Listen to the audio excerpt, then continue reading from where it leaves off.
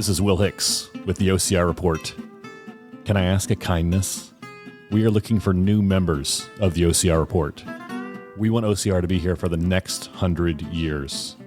The OCR Report is helping make that happen with race live streams, podcasts, race result graphics, and the best race photos in the sport. For just $5 a month, you can help us support the sport. That's less than a cup of coffee or a month of Strava. $5. Sign up right now at patreon.com/the OCR Report. That is patreon.com/the OCR Report. You are too kind. Hello, my name is Jason Dupree. You are listening to OCR Tech Talk. This is the Spartan Blue Mountain episode. I'm just leaving the resort.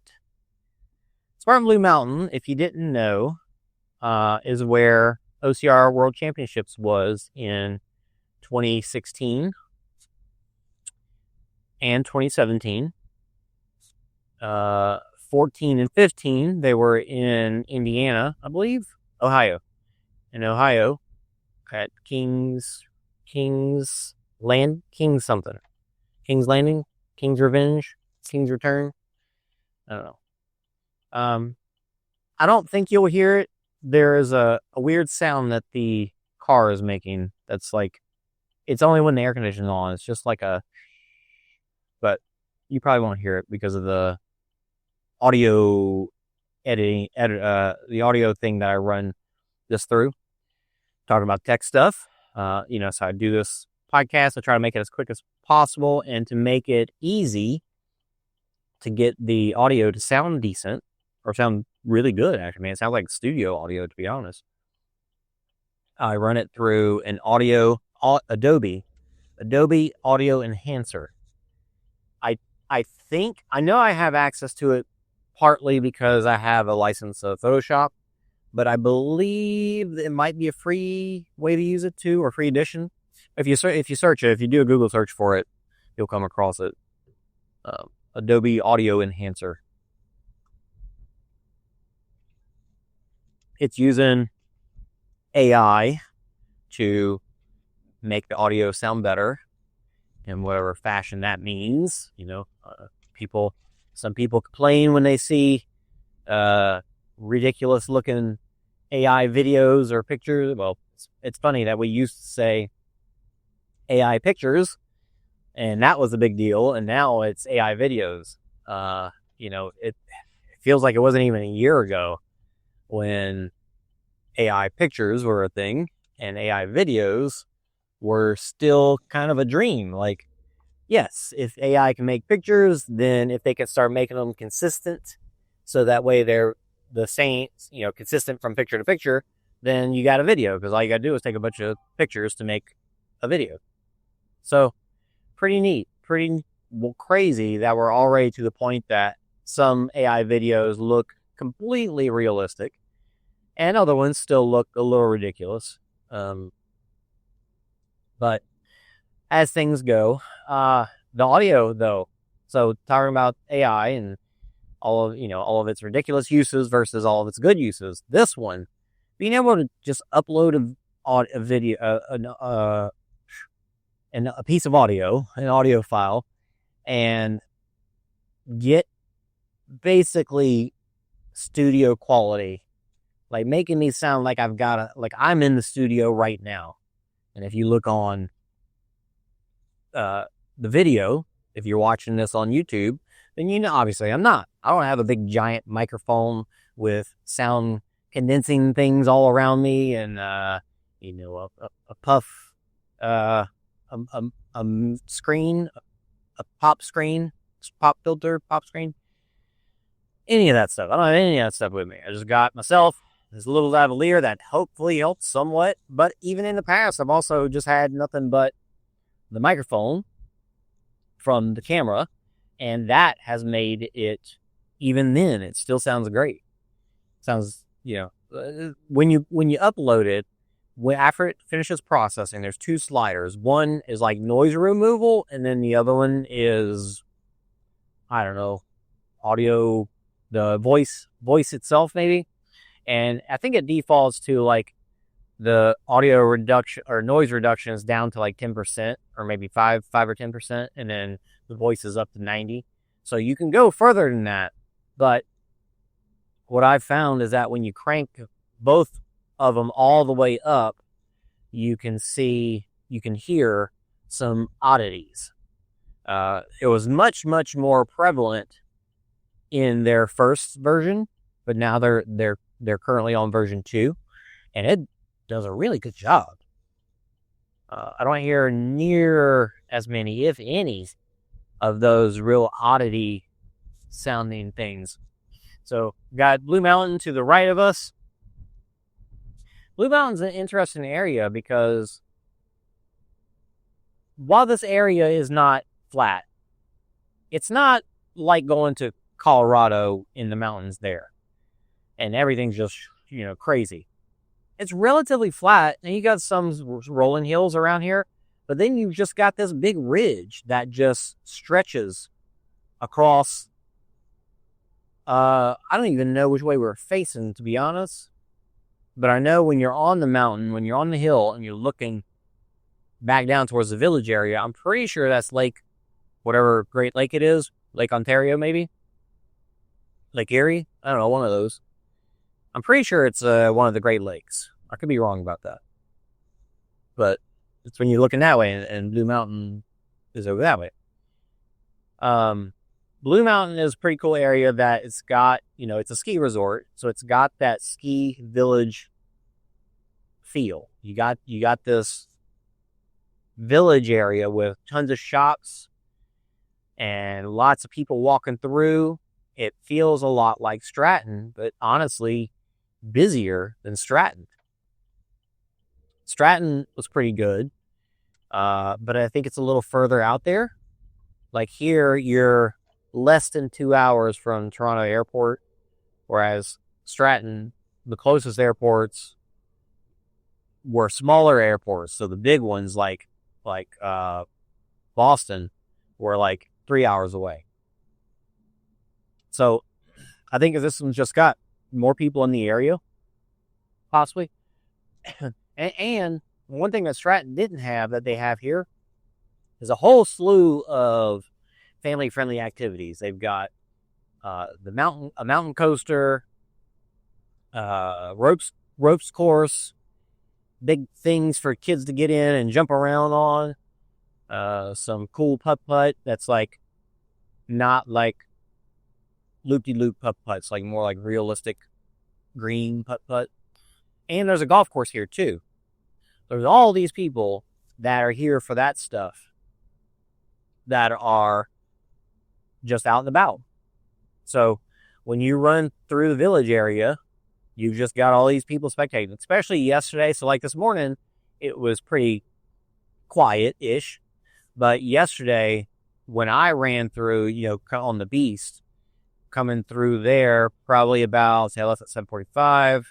So about 8:49, so about 10 o'clock, probably, around 10-ish. It was pretty crowded already. And then when I came back later, around 2:30, people were still out there doing the Beast, and it was quite packed. There were a lot of people out there. It was very cool. A lot of spectators. And just accidental spectators, people that were just passing through, And that's kind of I think that's one of the things that OCRWC got really lucky with in finding a couple of venues that were like this. So they did OCR World Championships here for 2 years, and then they did 2 years in London, but then they came back because they had the North American Championships in Stratton, and then they did the OCR World Championships in Stratton as well. So, between, let's see, I think King's Domain, that's what it was called. So 2014, 2015 was at a course that was a permanent course. King's Domain at a permanent course, or maybe a training facility or something. And then London was at Nuclear Race, so it was at a permanent course as well. So you had 2 different venues that were program courses and 2 different venues that were ski resorts. And you got the whole ski village area. So a lot, obviously different feel, but both good options, I would say. I don't see why not. But as far as like having everybody together, the ski villages, you can't really beat it because everybody's going to eat at all these places that are right there. Nobody that's staying close is going off, campus to go eat somewhere. So you just get a lot more interaction with everybody because of that. So I actually stayed with Xavier. He offered me a space in their condo that they stayed at. Xavier helped us with coverage in Calabogie, Ottawa. And he helped us again here. Beatrice, his girlfriend, was not here because I say Beatrice, his girlfriend, like that's the precursor I need to say. No, Beatrice, the one that won the series, because she had 2 races. The first 2 races, she won both of those. Who happens to be his girlfriend as well. She was not here because she already had the series locked up, and she got an invite to Beijing for that pentathlon OCR thing that's happening next weekend. So super cool opportunity for her to go do that. So good for her. But what did we have? We had Brendan Neely, who had raced not Red Deer or Red Deer. He raced Ottawa. It had to have been Ottawa. It was Ottawa. And Ethan Pops, who has just been killing it this year. And then William Leroy, who got 3rd at Red Deer. He didn't race. So you had Brendan and William, who hadn't raced but 1 race.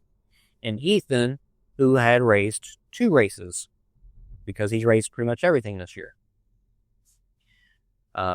Both Brendan and Ethan had a first place. So basically, whoever took first from them, that's not how it works, Lee. Whoever took first place from them, between them 2, took home the win for the series. And then William coming in with a 3rd place finish. And I don't think that on the men's side there was anybody that had a 2nd place finish except for Ethan. The guy, yeah, because Ethan got first in Red Deer, I think. So William had a 2nd place finish there, and then a 3rd place finish here. For the women, we had Elise Hewitt, girl with the big smile. It's just always got the fantastic smile every time we interview her. She's just like lights up. She's done really well. And Leslie Huffman, she's done pretty well. And let's see. And then Susan Sinitsky was here, but she's been injured, so she didn't race any of the other 2 races. Like we said, Beatrice had the series locked up. And I know there's one more female that I'm missing that had done well at the previous races. Well, there was one that I know she was surprised. I remember she was surprised that she did so well. I'm blanking on her name. Saw Nicole Bowman. She's always racing. She's racing everywhere. She was at the Pan Am Champs out in Seattle. So, yeah. So between those 3 women, that was basically the order. It was Elise, and then Leslie, and then Susan. Now, I'm wanting to say Leslie was in Elise and then Leslie, first, second. And I know I saw somebody else up the hill, unless I completely missed Susan. I saw somebody up the hill that I thought was in third, but Susan was wearing something kind of dark, so it was kind of, I could have easily missed her. Like the other two ladies, Lisa was wearing a light blue, and Leslie was wearing a red, so they stood out because when we started this morning, it was dark. Like, it was dark. So it was like I couldn't tell when I was on that first climb. I started about halfway up the hill, and I couldn't tell. There was a couple spots with lights, but not many, and it was really hard to tell who was who. Like, when Elise passed me by, I had no clue it was her. Leslie, I didn't realize it was her until somebody said her name, and then I was like, okay, yep, I see it in the dark. And then the lady that I was chasing for a minute that I thought was in third, Susan had to pass her because she was right behind Leslie, for sure, when we got to the top of the mountain and did Atlas Carry and the A-frame cargo and the monkey bars. Leslie slipped on the monkey bars, so she took a penalty loop there. On the way down, it was quite treacherous. It was slippery. It rained all night. And so while we didn't have any rain during the race, it was very wet. Everything was wet. And it was pretty slippery. So it was tricky. Very, had to be careful. Now, I ran the Beast yesterday. And I hadn't really run much since I attempted a 100-miler at San Cristo and did 86 miles. And so, over the course of 4 weeks, I probably did 9-ish miles, maybe. No, I did more than that. Maybe like 18 over the course of 4 weeks. So yeah, it was, my legs felt it. Like, I felt, you know how it is, or maybe you don't, but this is what I've come to find. Obviously, mentally, you're there. You can do it. You're physically capable of it. But muscularly, the break time without keeping it up, basically going from, I did a couple 4-mile runs this week, and then going from that to 13 miles on a mountain course. Oh, and I beat my legs up for sure. So when I came through towards finish, like, I felt like I knew I was not in the shape I was. I knew I wasn't performance shape. Body's probably still, recovering from the 100-miler. And so I held back some. I'll just say it that way. I was like, I want to enjoy it. I don't want to put myself to where I'm like having to fight for my life and just hating it. Like, I want to enjoy it. So I kept a steady pace. I found a steady pace, and I kept that. I didn't try to push hard, but I also didn't slack off. I was still in like the 90. I'm doing 90 kilometers per hour. I was in the 55 to 60, 155 to 160 heart rate range the entire time. So I was pushing. I just wasn't like trying to break myself pushing. So it's the downhills. It's very, very steep downhills that you can't just flat out run because they're so steep. So I had to, do these little choppy steps all the way down, and it just blows up your quads.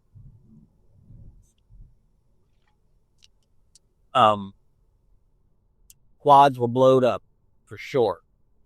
6 up and down. 6 big, all the way up the mountain, all the way down the mountain.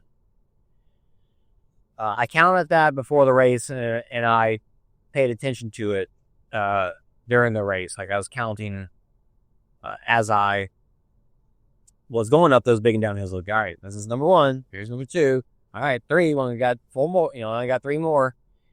And all was pretty good. Like, my legs were hurting, but when I came down from that last one, I was feeling decent.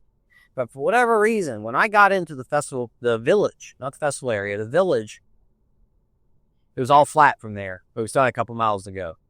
But in the village, man, like, I realized that I was behind on something. I don't know if I ate a big 500-calorie muffin in the morning, and I brought goos with me, and I started eating them about an hour and a half in, and I took four electrolyte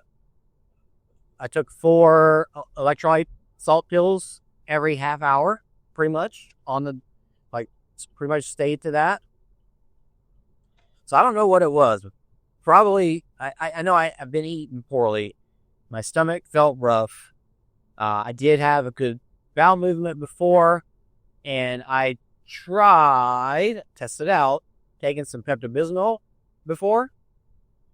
I've talked about how I had bowel issues at Sangre de Cristo, and I want to figure that out. I want to see if taking Imodium or Pepto-Bismol, like, which one's the better route. And even though my stomach felt rough, I did have a good bowel movement that morning. And so I felt like I was recovering from that. Like, I was feeling better. Like, my stomach didn't bother me too much during the race. I never felt like I had to use the bathroom. Yeah, I felt a little fat, but besides that, I felt good. So I think, the Pepto, first try on the Pepto was a good success. So we'll keep an eye on that, try it again. And then at some point I'll switch and try Imodium if the Pepto doesn't seem to work at some point. Anyway, so I came down to the festival area, and like I said, it's just something about it my body was dying. Not having run that distance recently in the past 4 weeks could be part of it. Could be from recovering from 100 mile, whatever. Lots of reasons it could be. But after I got through those last obstacles and I ran back to the village, back to the festival area, Z-Wall, multi-rig, spear throw. Was feeling okay. Definitely was feeling tired, but not like I'm dying tired. And I threw what felt like the best spear throw I've ever thrown. Like, I just felt so good with my movement and power. Just everything felt about it just felt right. But I usually throw across my body, my arm, like a baseball throw. Like, my arm comes across my body, and so I usually throw a little left. I guess I lined up right on the edge on the right side of the thing, because when I threw this throw, it was perfectly straight, and it skimmed the edge of the foam. And this is just the foam block. It didn't have the wood with the ring around it. So I just skimmed it and missed. And man, it was so disappointing, because while I was, like, after I threw, before I could see where it was in the air, I think, oh, that feels so good. I got this. Perfect. And then and it's like, oh, dang it. So I do burpees. And they weren't the worst burpees ever. They weren't great, but they weren't the worst burpees ever. But by the time I got done to them and I started running up the hill and I got to tire drag, new obstacle. The men's tire drag is a smaller tire than the women's tire, but it's got two pancake sandbags in it. So it's pretty hefty. It's kind of like the plate drag, but without it getting stuck in the, rutted in the dirt, I guess. Both my thighs and my left calf started to seize up. I started getting cramps in both of them. I was like, oh no, that's not good. So when I finished it, they weren't like completely locked up yet. But when I started going over to the finish, I just kind of ran through it. But when I stopped after the finish line, like, any movement basically made my thighs lock up. Just once, but not my entire thigh. Like the muscle, if you put your hand on your knee, come just up above your knee, just a touch, and go to the inside. There's like a big muscle right there. That muscle on both legs was like just locked in place. And so they were telling me like, come on, just a little further and get your medal. And I was like, I can't make it. I can't move. And so I started to like kind of barely walk towards them, and they finally came over to me, give me a medal. But it stayed like that for like 4 minutes. So I went over, I was trying to rub it. I went and just stood on the barrier and like tried stretching my calves to see if that did anything. And nothing helped until I picked my knee up. So I did like a knee lift, and that unlocked it. It's like after that I was good. So weird. And I did drink an electrolyte drink while I was standing there too. But so that was my race on Saturday morning. Why was I about to say Wednesday? And that was tough. Fun. I could definitely feel though, like my legs are more sore than they probably were after doing 86 miles. Like just because it's not being trained up for it. It's just the soreness comes back with a vengeance if you're not on top of your training. So that, yeah. The men's race today, Brennan finished first, Ethan second, and then William Leroy in third. And I think they probably had a pretty steady, like Brennan was in, the order was the order it was the whole way. But talking to William after the race, he was saying that it was close enough that he saw, like when they were on bucket carry, he could see Ethan on the bucket carry too. And then when they came in, so I think basically Ethan was in striking distance, but he was still far enough ahead, and all three of them hit their spear. So that the order just stayed. They had clean races. The order just stayed what it was. So we had 6 rabbits today, including me.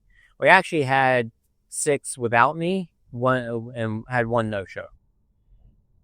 Very awesome to have 6 rabbits. Being able to, especially on a mountain course, being able to tell people, look, you can just stay in this area, just do the village, just do the start line and the finish, and not have to make everybody go up the mountain was nice.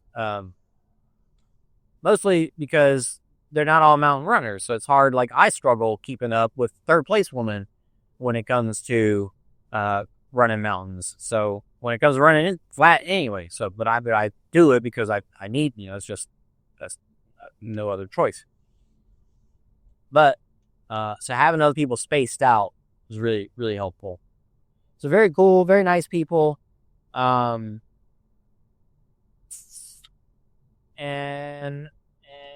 they actually gave me some good ideas for some things, like some little notes that I was giving them about gimbals and the app and stuff. And they were saying, maybe if you make a pro tip sheet, like I send out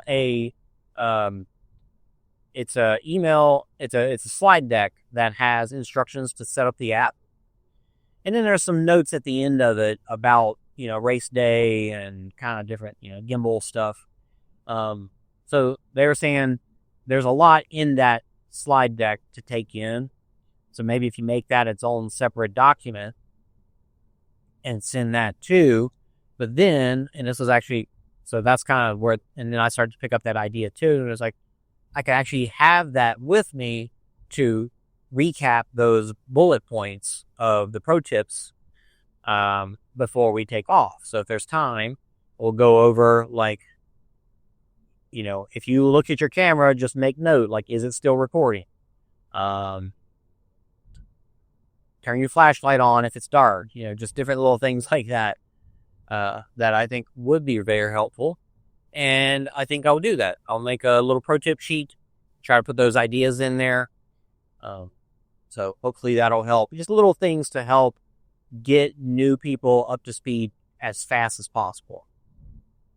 I've made every mistake there is to make. So I have all those tips, that I can share things I can share with people to help their experience and help their experience be better and for them to do a better job. So those are things that I need to share. I don't think anything really had any issues. Xavier said he fell at one point and his phone popped off like it's magnetic onto the gimbal. So if you fall, it's possible it could pop off, especially if like the phone hits the ground and it, just like shears it. If it just like the force of it being pulled probably won't pop it off, but if something bumps it and, pops it off that way. So I didn't fall too much, or I didn't fall. I slipped a little bit, but I didn't fall because I was being a little more careful since my legs were already blowed up from yesterday. I was surprised though. I was surprised I didn't fall. I was expecting to. I was expecting to be way muddier today than I was, but I guess I kind of took it easy. Since I knew we had so many people out there, I didn't feel like I needed to be as drastic with my effort. I think that covers the race and everything. Coming up is Savage, Florida. 2 weeks, Savage, Florida. The last race of their year. Remember, there was no series, so they actually took the money from the series and put that into having money at every race for the elites, which was fantastic. $1,000 for every elite that wins. And then they decided the last race, they're going to up the money, the prize, and they're going to pay 5 deep instead of just the podium. And you have to qualify to race this race by at least racing one other elite race during the year. So, we're expecting decent people coming out there to go after that money. Some good names come out and go after that money. So super cool. Really excited about that one. I think we got plenty of rabbits. And yeah, really, really pumped about it.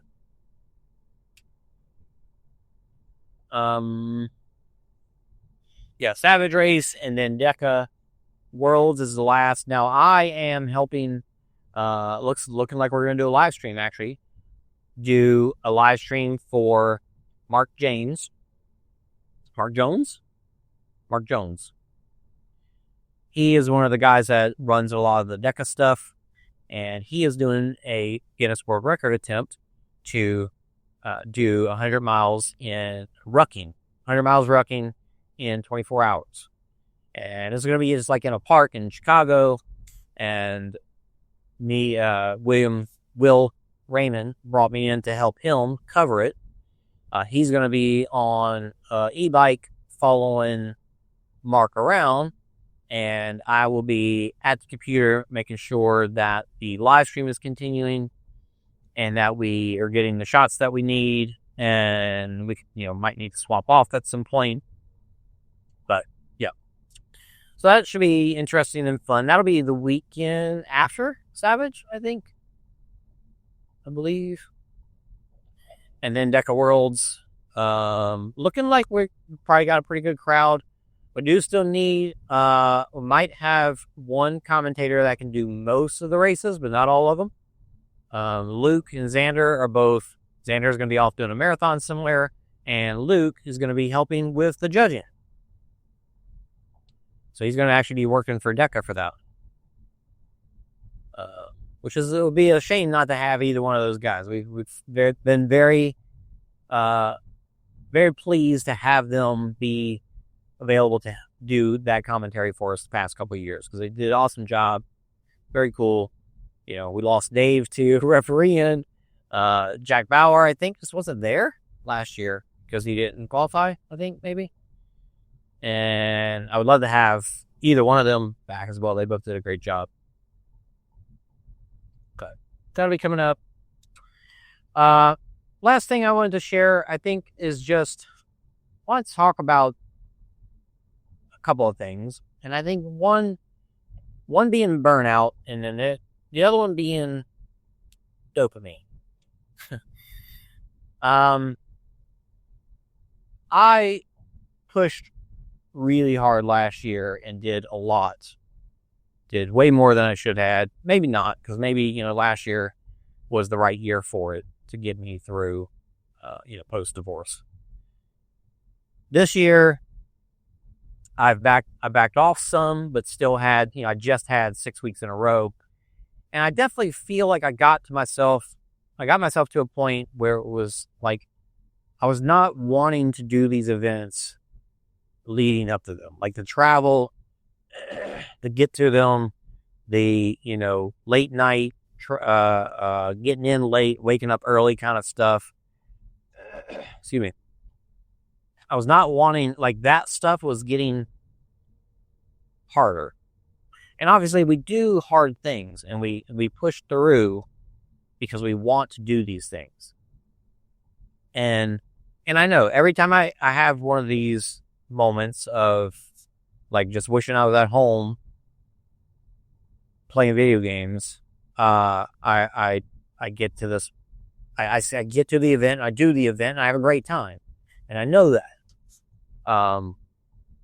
But I feel like I've done so, it's just becoming parts of it are becoming repetitive. The same races, the same venues.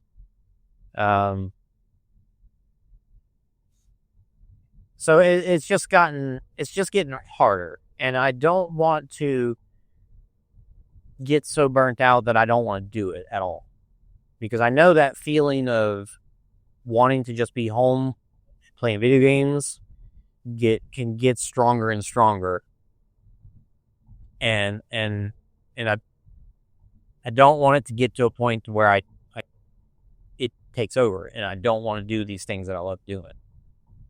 So I know for one I'll miss out, and I know how awesome what I provide is to the community, that people get to watch their family and friends and the elites do these races, and the competition that they get to watch is fantastic. And I know it impacts a lot of people. So I don't want to burn myself out to where I don't want to do it at all, because I don't want to not go enjoy it myself, but I also don't want to let everybody down, because a lot of people, very much enjoy what we provide. So next year, definitely going to try and be more diligent about not doing back-to-back weekends. But I also want to be more diligent about doing events that I want to do. I also want to be more balanced about my training and not burn myself out on that, while staying in shape to go do events when I want to do them. Like, one of my goals next year is to have a free weekend, and then and look at the text group, the Facebook message group for Ragnar teams that need somebody. There's always teams that are always looking for somebody, like, last minute. So I want to do jump into a last minute Ragnar. There's a couple places in particular, but obviously it's got to fall on a weekend that I'm free. So stuff like that. Like, I want kind of some of this more spontaneous stuff, and also but do some more races that I just really want to do. Ooh, watch these trees coming by. Look how red they are. Oh my goodness. Oh God, look at those. Very pretty up here. So I want to be more diligent about that next year, because I want this to continue, and I don't want to get burnt out. But I also want to do the things that will make me still happy to do this, because I'm also getting to do all the other things I want to do, and also spending enough time at home that I'm like, I don't want to be at home. I want to be out doing amazing things. So that's that's kind of the struggle. Like, that's where I'm at. Like, I've done this for 5 years now. I did one race in 2020, and obviously we didn't cover any more, but I was still working on this stuff. Then we started covering races in 21, And then 22 got a little heavier with it. And 23 obviously went full, pretty strong. And then 24 last year I went full bore. So I've just got to reel in that balance. Another big piece of it for me that's really tough is that being single, being divorced, I've got a lot of friends, and I've got friends that are very close friends, and I've got people I talk to every day, even. But I don't have that one person that I can go to with every single little thought that's in my mind. I don't have that person at home anymore. I don't have that person on a text. I have people that would listen to me if I did that, and they would be there for me. But I don't have that one person that I know is like, they want me to share everything with them. Every little thing. Nothing. Everything that means nothing that I want to spat out of my mouth or out of my brain, that they want to hear that. And that's what being married was like. Being married was having that person that I could share every single little thing. And that's tricky. It's tricky. It's tough not having that. Because there are so many times where there's something I want to share, and I just don't know who to share it with. And I know I have friends that would be happy to hear it. But I'm also considerate of them because they're my close friends. And I think that person, somebody that you're married to, at least that's what I want it to be for me, would be the person that looks at me unselfishly in that way, because I would do the same to them. In that whenever they got something they want to bring to me, there's no question. There's no like, oh, do they really want to hear this? No, it's more of a, this is my person that I can be selfish with, that I can share anything without questioning if they even want to hear it. Like, I'm allowed to be selfish in that fashion. And I give them that same response, is that I want them to be unquestioning of if they want to tell me that. I want them to know that they can tell me anything and everything, and to never even question it, should they or shouldn't they. Because I had that for 9 years, and it was awesome. And so I know what it's like, and it's tough not having it. And I guess that kind of leads into the other thing too. I know my battery's getting low here. Can't tell quite where I'm at with it. I accidentally stopped it, but that's okay. Battery's okay probably for a few more minutes. But the other topic was dopamine. I've been thinking about this a lot lately in everything we do. So, all right. So, one of the problems that we have in our society is devices and kids and how much time. I mean, we get to tell the kids how much time they get to spend on the devices. It's a problem with adults too, but the adults make the decision for themselves. The kids, we have to tell them, here's how much time you can spend on screens. Here's how much time you can spend on these devices. And we do that. Video games, phones, social media, all this stuff. We get this dopamine hit, this joyful hit. Same thing that we get from eating yummy food. We get this, and we also do things like this. We go travel and see other places so that we can get this dopamine. So we get these chemicals in our brain that makes us feel good. We want, like, are we just chasing this?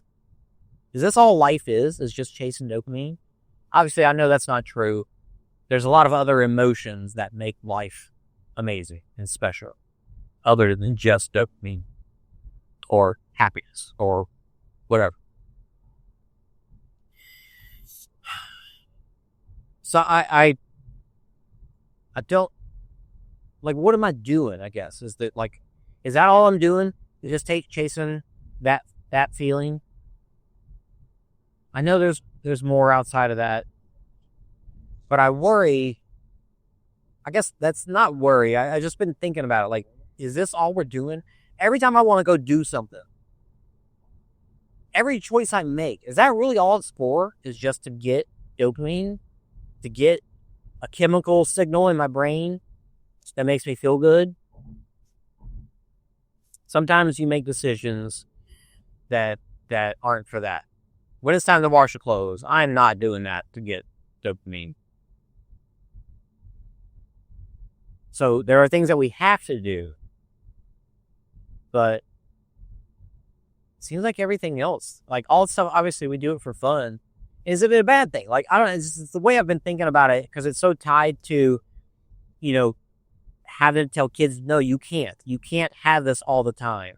You have to not, so that you can handle life without it, because there will be life without it.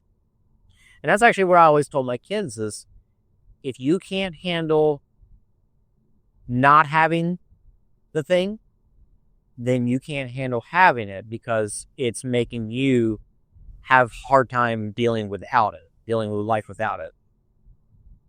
And that counted not just for screens too. That counted for like going to a fun place. Like you take them to a place where you jump on the trampoline park, or a play place type place. And when it's time to go, kids having fun at a birthday party. When it's time to go, are they throwing a fit?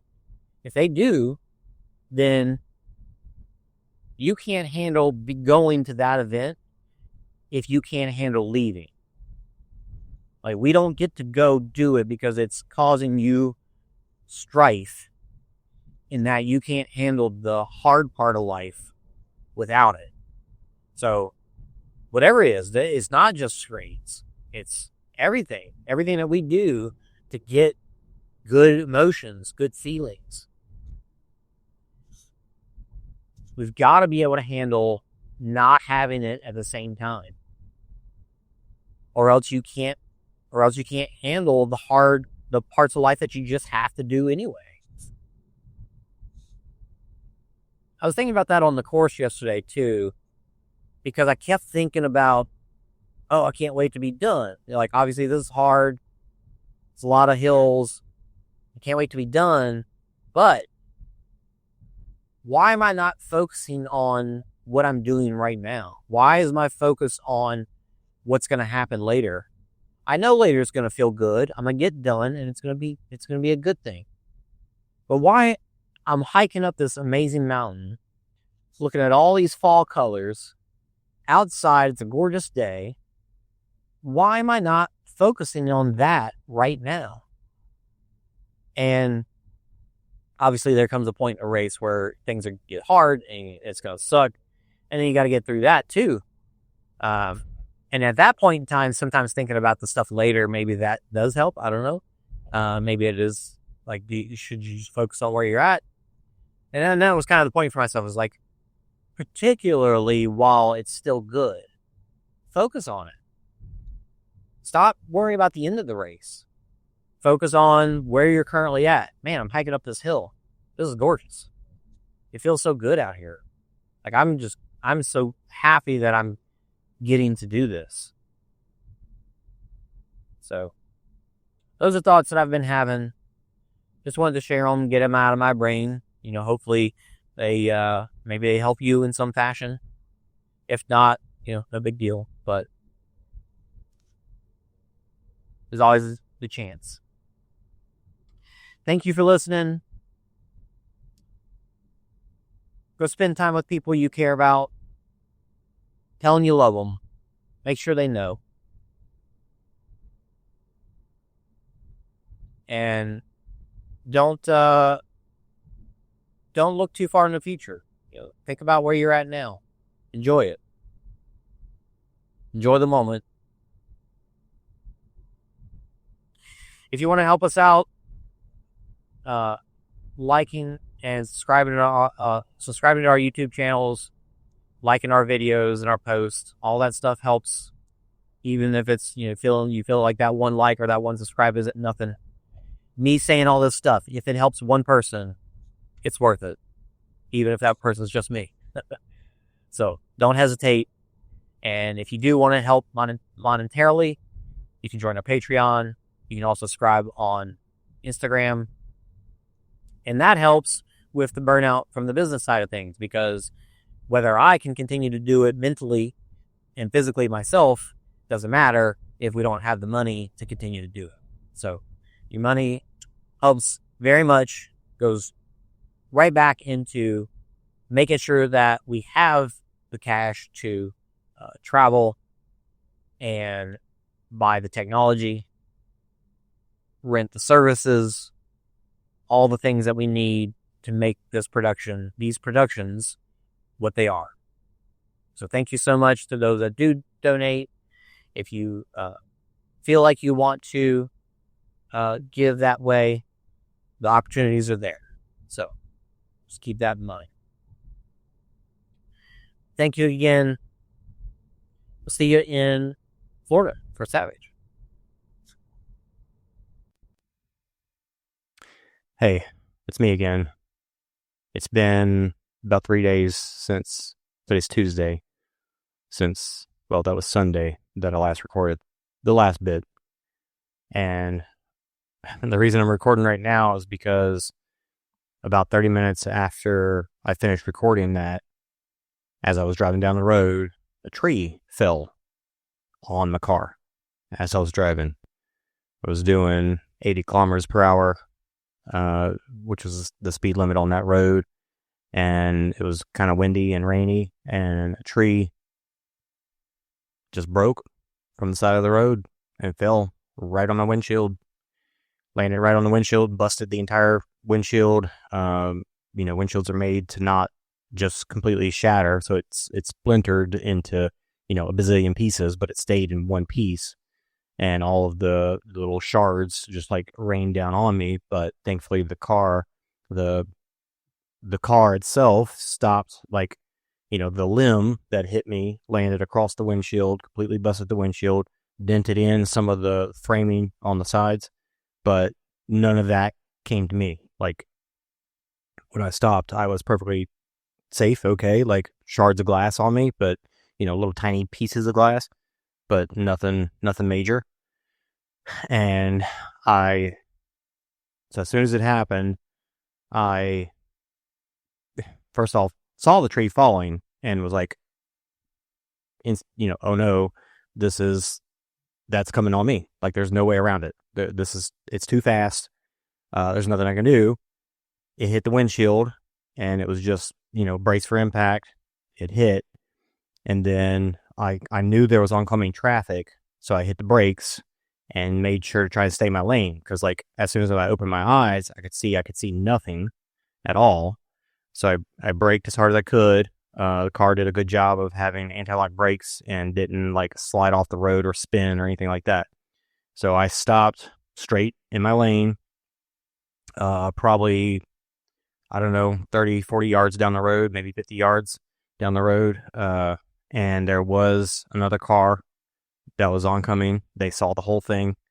And so as soon as I stopped, I, like, checked myself. I was like, awesome, there's no limbs in my body or anything weird like that. I'm safe. So I pushed the button to turn the car off, and I opened the door, got out, and was like, I'm okay. Of course, they're like, are you okay? And I was making sure, like, nobody else was in the accident and everybody else was okay. And so once I got, all of the situation was all right, I was like, okay, there's cars behind us now. I think the car's still drivable. Let me go pull it off the road. So I got back in, pulled it off to the side, and the tree, like, was all on the road. There was just pieces everywhere. And so while the guy that saw me, that was right there, he actually started calling 911, I think, and he asked me if it was an emergency, if I needed an ambulance. I said no. I'm pretty sure I'm not injured. So non-emergency. And so then he ended up calling the police. The other cars started, like, some of them started coming through, but then people were getting out of their cars and, like, grabbing the limbs and throwing them off to the side. So I was calling the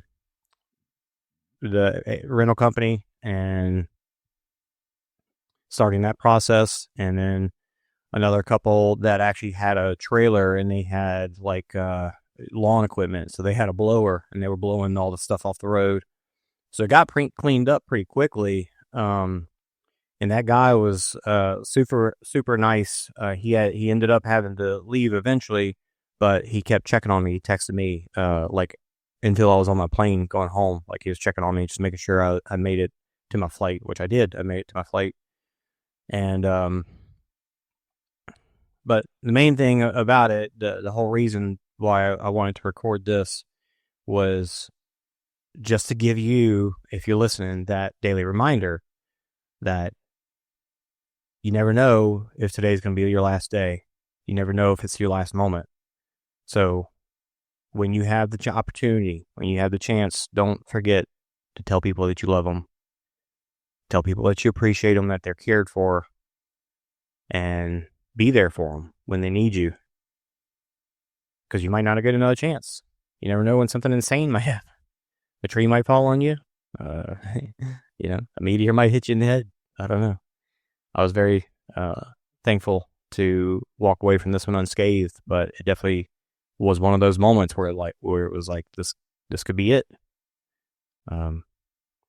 So just remember, like Will Hicks has his good tagline: go spend time with someone you love. Tell people you care about them. Care about people. Be kind to those you come across. Treat people the way you want them to treat you. And just share love with others.